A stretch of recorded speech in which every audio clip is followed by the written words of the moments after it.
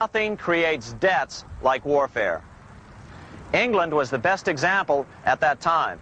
During the 119-year period between the founding of the Bank of England and Napoleon's defeat at Waterloo, England had been at war for 56 years, and much of the remaining time she'd been preparing for war.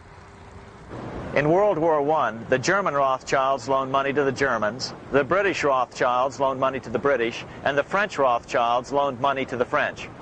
In America, J.P. Morgan was the sales agent for war materials to both the British and the French.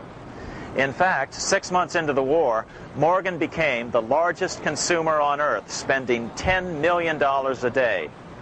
His offices here at 23 Wall Street were mobbed by brokers and salesmen trying to cut a deal. In fact, it got so bad that the bank had to post guards at every door and at the partners' homes as well. Many other New York bankers made out as well from the war. President Wilson appointed Bernard Baruch to head the War Industries Board. According to historian James Perloff, both Baruch and the Rockefellers profited by some $200 million during the war. But profits were not the only motive. There was also revenge. The money changers never forgave the czars for their support of Lincoln during the Civil War. Also, Russia was the last major European nation to refuse to give in to the privately owned central bank scheme. 3 years after World War I broke out, the Russian Revolution toppled the Tsar and installed the scourge of communism. Jacob Schiff of Kuhn Loeb and Company bragged from his deathbed that he had spent $20 million towards the defeat of the Tsar. Money was funneled from England to support the revolution as well. Why would some of the richest men in the world financially back communism, the system that was openly vowing to destroy the so-called capitalism that made them wealthy? Researcher Gary Allen explained it this way. If one understands that socialism is not a share the wealth program, but is in reality a method to consolidate and control the wealth, then the seeming paradox of super-rich men promoting socialism becomes no paradox at all. Instead, it becomes logical, even the perfect tool of power-seeking megalomaniacs. Communism, or more accurately socialism, is not a movement of the downtrodden masses, but of the economic elite. As W. Cleon Skousen put it in his 1970 book, The Naked Capitalist, power from any source tends to create an appetite for additional power. It was almost inevitable that the super-rich would one day aspire to control not only their own wealth, but the wealth of the whole world. To achieve this, they were perfectly willing to feed the ambitions of the power-hungry political conspirators who were committed to the overthrow of all existing governments and the establishments of a central worldwide dictatorship. But what if these revolutionaries get out of control and try to seize power from the super-rich? After all, it was Mao Zedong who in 1938 stated his position concerning power. Political power grows out of the barrel of a gun. The Wall Street, London axis elected to take the risk. The master planners attempted to control revolutionary communist groups by feeding them vast quantities of money when they obeyed, and contracting their money supply, or even financing their opposition if they got out of control.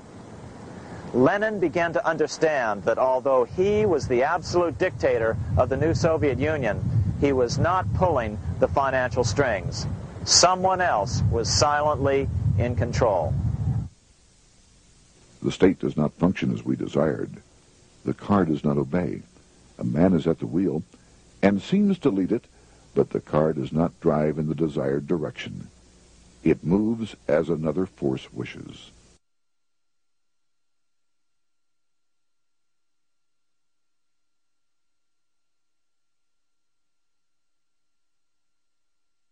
Who is behind it?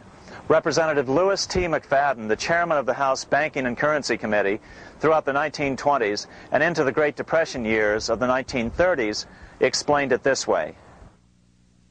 The course of Russian history has indeed been greatly affected by the operations of international bankers. The Soviet government has been given United States Treasury funds by the Federal Reserve Board, acting through the Chase Bank.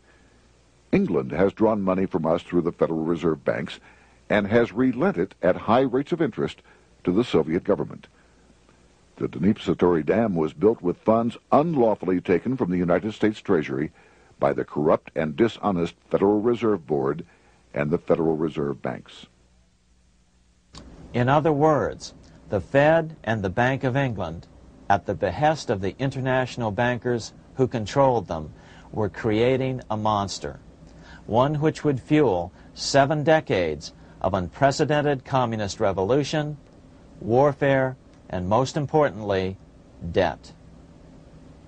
In case you think there's some chance that the money changers got communism going and then lost control, in 1992, the Washington Times reported that Russian President Boris Yeltsin was upset that most of the incoming foreign aid was being siphoned off, quote, straight back into the coffers of Western banks in debt service, close quote.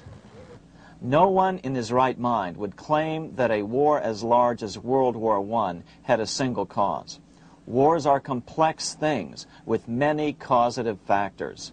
But on the other hand, it would also be equally foolish to ignore as a prime cause of World War I those who would profit the most from the war. The role of the money changers is no wild conspiracy theory. They had a motive, a short-ranged, self-serving motive, as well as a long-range political motive of advancing totalitarian governments, with the money changers maintaining the financial clout to control whatever politician might emerge as the leader. Next, we'll see what the money changers' ultimate political goal is for the world.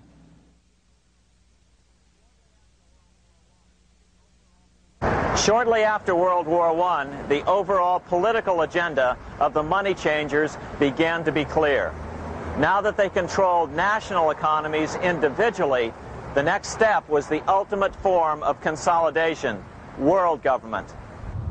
The new world government proposal was given top priority at the Paris Peace Conference after World War I. It was called the League of Nations, but much to the surprise of Paul Warburg and Bernard Baruch, who attended the peace conference with President Wilson, the world was not yet ready to dissolve national boundaries. Nationalism still beats strong in the human breast. For example, Lord Curzon, the British Foreign Secretary, called the League of Nations a good joke, even though it was the stated policy of the British government to support it. To the humiliation of President Wilson, the U.S. Congress wouldn't ratify the League either. Despite the fact that it had been ratified by many other nations, without money flowing from the U.S. Treasury, the League died. After World War I, the American public had grown tired of the internationalist policies of Democrat Woodrow Wilson. In the presidential election of 1920, Republican Warren Harding won a landslide victory with over 60% of the vote. Harding was an ardent foe of both Bolshevism and the League of Nations. His election, which opened a 12-year run of Republican presidents in the White House, led to an unprecedented era of prosperity known as the Roaring Twenties. Despite the fact that the war had brought America a debt 10 times larger than its Civil War debt, still the American economy surged. Gold had poured into the country during the war, and it continued to do so afterwards.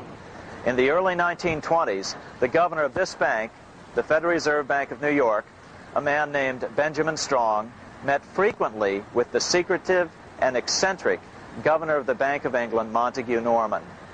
Norman was determined to replace the gold England had lost to the U.S. during World War I and return the Bank of England to its former position of dominance in world finance. On top of that, rich with gold, the American economy might get out of control again, just like it had done after the Civil War.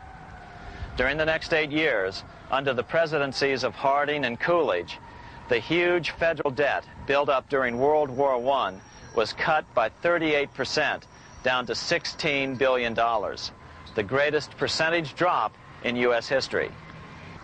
During the election of 1920, Warren Harding and Calvin Coolidge ran against James Cox, the governor of Ohio, and the little-known Franklin D. Roosevelt, who had previously risen to no higher post than President Wilson's Assistant Secretary of the Navy. After his inauguration, Harding moved quickly to formally kill the League of Nations. Then he quickly moved to reduce domestic taxes while raising tariffs to record heights. Now, this was a revenue policy of which most of the Founding Fathers would certainly have approved. His second year in office, Harding took ill on a train trip in the West and suddenly died. Although no autopsy was performed, the cause was said to be either pneumonia or food poisoning. When Coolidge took over, he continued Harding's domestic economic policy of high tariffs on imports while cutting income taxes. As a result, the economy grew at such a rate that net revenue still increased. Now that had to be stopped. So just as they'd done so frequently before, the money changers decided it was time to crash the American economy. The Federal Reserve began flooding the country with money. They increased the money supply by 62% during these years. Money was plentiful. This is why it was known as the Roaring Twenties. Before his death in 1919, former President Teddy Roosevelt warned the American people what was going on. As reported in the March 27, 1922 edition of the New York Times, Roosevelt said, "These international bankers and Rockefeller Standard Oil interests control the majority of newspapers and the columns of these papers to club into submission or drive out of public office officials who refuse to do the bidding of the powerful, corrupt cliques which compose the invisible government." Just one day before, in the New York Times, the mayor of New York, John Hylan, quoted Roosevelt and blasted those he saw as taking control of America, its political machinery, and its press. The warning of Theodore Roosevelt has much timeliness today, for the real menace of our republic is this invisible government which, like a giant octopus, sprawls its slimy length over city, state, and nation. It seizes in its long and powerful tentacles our executive officers, our legislative bodies, our schools, our courts, our newspapers, and every agency created for the public protection. To depart from mere generalizations, let me say that at the head of this octopus are the Rockefeller Standard Oil interest and a small group of powerful banking houses generally referred to as the international bankers. The little coterie of powerful international bankers virtually run the United States government for their own selfish purposes.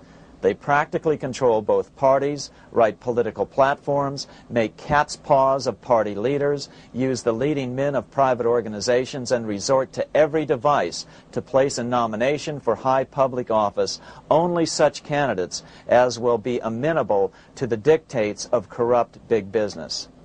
These international bankers and Rockefeller Standard Oil interests control the majority of newspapers and magazines in this country. Why didn't people listen to such strong warnings and demand that Congress reverse its 1913 passage of the Federal Reserve Act? Because remember, it was the 1920s. A steady increase in bank loans contributed to a rising market. In other words, just as it is today, in times of prosperity, no one wants to worry about economic issues. But there was a dark side to all this prosperity. Businesses expanded and became strung out on credit. Speculation in the booming stock market became rampant. Although everything looked rosy, it was a castle made of sand. When all was in readiness, in April of 1929, Paul Warburg, the father of the Federal Reserve, sent out a secret advisory warning his friends that a collapse and nationwide depression was certain. In August of 1929, the Fed began to tighten money. It is not a coincidence that the biographies of all the Wall Street giants of that era, John D. Rockefeller, J.P. Morgan, Bernard Baruch, etc., all marvel that they got out of the stock market just before the crash and put all their assets in cash or gold. On October 24, 1929, the big New York bankers called in their 24-hour broker call loans. This meant that both stockbrokers and customers had to dump their stocks on the market to cover their loans, no matter what price they had to sell them for. As a result, the market tumbled, and that day was known as Black Thursday. According to John Kenneth Galbraith, writing in The Great Crash, 1929, at the height of the selling frenzy, Bernard Baruch brought Winston Churchill into the visitors' gallery of the New York Stock Exchange here to witness the panic and impress him with his power over the wild events down on the floor. Congressman Louis McFadden, chairman of the House Committee on Banking and Currency from 1920 to 1931, knew who to blame. He accused the Fed and the international bankers of orchestrating the crash. It was not accidental. It was a carefully contrived occurrence. The international bankers sought to bring about a condition of despair here so that they might emerge as rulers of us all.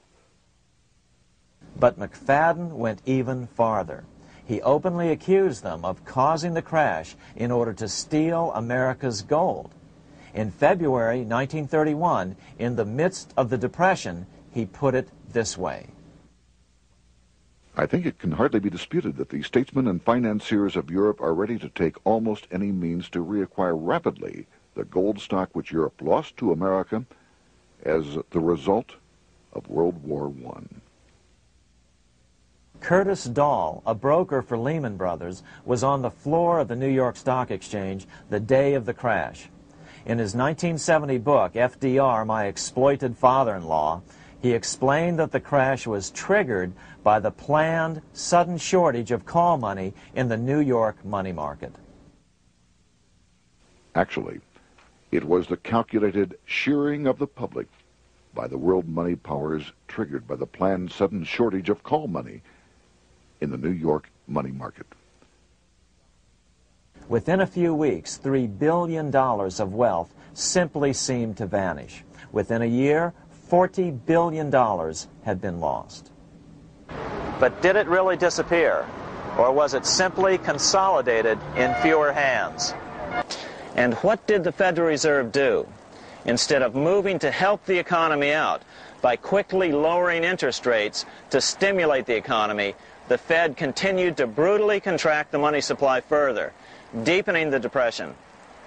Between 1929 and 1933, the Fed reduced the money supply by an additional 33%. Although most Americans have never heard that the Fed was the cause of the Depression, this is well known among top economists. Milton Friedman, the Nobel Prize-winning economist now of Stanford University, said the same thing in a National Public Radio interview in January of 1996. The Federal Reserve definitely caused the Great Depression by contracting the amount of currency in circulation by 1/3 from 1929 to 1933. But the money lost by most Americans during the Depression didn't just vanish. It was just redistributed into the hands of those who had gotten out just before the crash and had purchased gold, which is always a safe place to put your money just before a depression. But America's money also went overseas. Incredibly, as President Hoover was heroically trying to rescue banks and prop up businesses, with millions of Americans starving as the Great Depression deepened, millions of dollars were being spent rebuilding Germany from damage sustained during World War I. 8 years before Hitler would invade Poland, Representative Louis McFadden, chairman of the House Banking and Currency Committee, warned Congress that Americans were paying for Hitler's rise to power. After World War I, Germany fell into the hands of the German international bankers. Those bankers bought her, and they now own her lock, stock, and barrel. They have purchased her industries, they have mortgages on her soil, they control her production, they control all her public utilities. The international German bankers have subsidized the present government of Germany, and they have also supplied every dollar of the money Adolf Hitler has used in his lavish campaign to build up a threat to the government of Brüning. When Brüning fails to obey the orders of the German international bankers, Hitler is brought forth to scare the Germans into submission. Through the Federal Reserve Board, over $30 billion of American money has been pumped into Germany. You have all heard of the spending that's taken place in Germany. Modernistic dwellings, her great planetariums, her gymnasiums, her swimming pools, her fine public highways, her perfect factories. All this was done on our money. All this was given to Germany through the Federal Reserve Board. The Federal Reserve Board has pumped so many billions of dollars into Germany that they dare not name the total. Franklin D. Roosevelt was swept into office during the 1932 presidential election. Once Roosevelt was in office, however, sweeping emergency banking measures were immediately announced, which did nothing but increase the Fed's power over the money supply. Then, and only then, did the Fed finally begin to loosen the purse strings and feed new money out to the starving American people. At first, Roosevelt railed against the money changers as being the cause of the Depression. Believe it or not, this is what he said on March 4th, 1933, in his inaugural address. Practices of the unscrupulous money changers stand indicted in the court of public opinion, rejected by the hearts and minds of men. The money changers have fled from their high seats in the temple of our civilization. But 2 days later, Roosevelt declared a bank holiday and closed all banks. Later that year, Roosevelt outlawed private ownership of all gold bullion and all gold coins with the exception of rare coins. Most of the gold in the hands of the average American was in the form of gold coins. The new decree was, in effect, a confiscation. Those who didn't comply risk as much as 10 years in prison and a $10,000 fine, the equivalent of $100,000 today.